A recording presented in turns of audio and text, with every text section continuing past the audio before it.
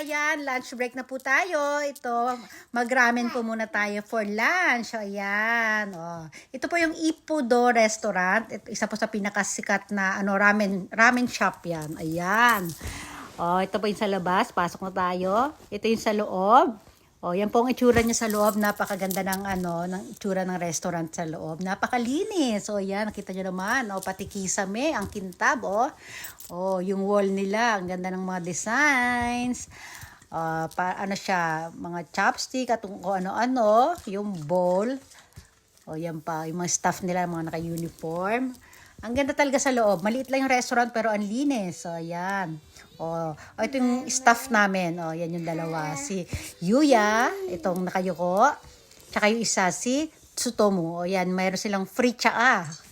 Cold tsaa po yan. Tapos ito naman, garlic po ito. Fresh garlic. Ilalagay ni Yuya sa kanyang ramen. O, yan. O, yung mga chopstick. O, yung mga baso. Ang gaganda. O, ito na yung order ni Yuya. Ano siya? Kanin po yan sa loob. Tapos karne sa ibabaw at may kung ano-anong mga hindi ko alam. Ito naman yung order ko na ramen. Yan. Masarap po yan.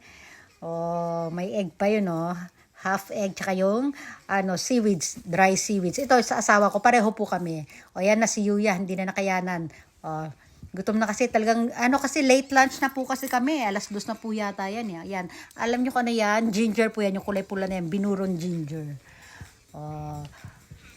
Ayan. Nag-toilet muna ako. Pakita ko muna yung toilet. Pati sa toilet, ang ganda. Tinan nyo naman. Akala mo hotel. Ang linis po talaga. Kaya nakakatuwa. Ayan. Ito yung Basta ang ganda. Wala ko masabi kundi maganda. Nagandahan talaga ako kaya binidyohan ko. Ito sa labas yung sa counter. Tapos na pala kami. Ayan na. Binidyohan ko ulit yung paligid. Diyan kami nakaupo nung diyan kami kumain.